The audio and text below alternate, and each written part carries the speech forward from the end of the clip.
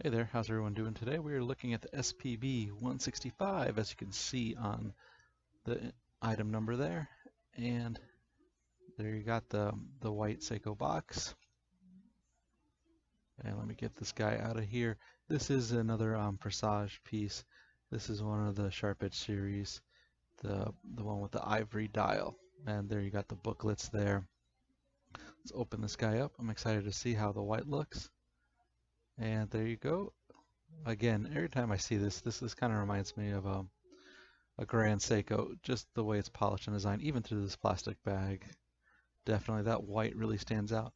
I don't know, the white here might be the easiest to see that sharp edge pattern compared to the others, because the others have got are a little shinier, so it's harder to see it on the dial. But here it's really clear. It's a little more matte, so definitely easier to see the dial on this white one. Beautiful watch. Move it back and forth here a little bit so you can see. Yeah, you really get to appreciate it here on the ivory. They got that little blue on the second hand, which is a nice little detail here. You know, very sharp looking watch. This series is fantastic. It looks simple, but when you start looking at the polishing, you got the little bit of that brush finish there and the satin finish here. It's really sharp looking. It looks much better in person, as I said before. What I love about Presage is that Seiko takes Presage and it honors the Japanese heritage and the Japanese culture with these watches. Superb craftsmanship, everything from the Urushi dial, the Arita porcelain. This is really cool, and this is their newest series, the Sharp Edge series here. It's based on a pattern. It's an ancient Japanese pattern, and what this ancient Japanese pattern is actually a pattern of a hemp leaf. And that's the pattern that repeats itself continuously on there. So when you're flashing it back and forth, it's hard to see it.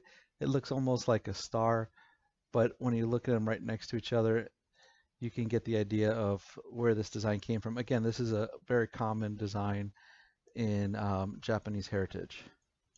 So this series is dedicated to conveying the true essence of Japanese aesthetics and craftsmanship. This design, the hemp pattern, the hemp leaf pattern design, like I said, it's been around for a while, and it's a symbol of growth and prosperity. It came from the Heian period, which is 794 to 1185 AD, and this particular pattern, they would often give it to newborn babies a lot, and just to wish them healthy growth and prosperity. So it's a very cool design that they picked for the dial. The cases, the way they angled everything, it highlights the stainless steel, and it's also very modern if you look at it, the casing, everything. So it's taking that old Japanese heritage and bringing it into modern times. And this Sharp Edge series is really cool in doing that. And it looks different than a lot of the other Presages, which is nice. It's not just another enamel dial. They did great with the porcelain before and the Urushi, but this is really cool. And for those of you that just like a simple, clean-looking dress watch, these are the perfect ones for you. All right, so let's get into details about the case dimension of this watch. This watch has a diameter of about 39.3 millimeters, so just under 40 millimeters. So it is not a tiny dress watch, but it's a good size. Soon we'll see it here on my wrist and get an idea. The thickness of it, I like. It's only 11 millimeters, and the length of the whole head of the watch is 47 millimeters. That includes the lugs. But like Seiko usually does, they, adjust the lugs so it kind of fits your wrist. It hugs your wrist a little more.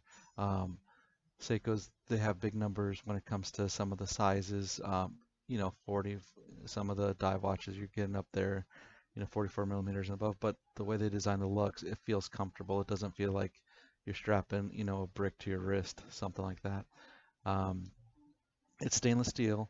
the case and the bracelet, and it's got their super hard coating, which is what they reserve for some of their higher end watches. That's why you got that nicer finish on here with that polishing, and the super hard coating is supposed to help it um, from, you know, getting beaten up too much, getting too many scratches on there. The crystal, of course, is a sapphire crystal, um, and it's got a reflective coating on the inner surface. The dial color here, white or ivory, and here you can see it in the dark. Looks great, especially for a dress watch. Some nice lume on here. You can see it in the dark. It's kind of got like an Art Deco feel to this lume. I'd like to take the time to thank you guys for checking out this video and checking out this watch. You know, it's always a pleasure to talk about these watches. It's fun to play with them and everything. Thanks. Have a good one, everyone.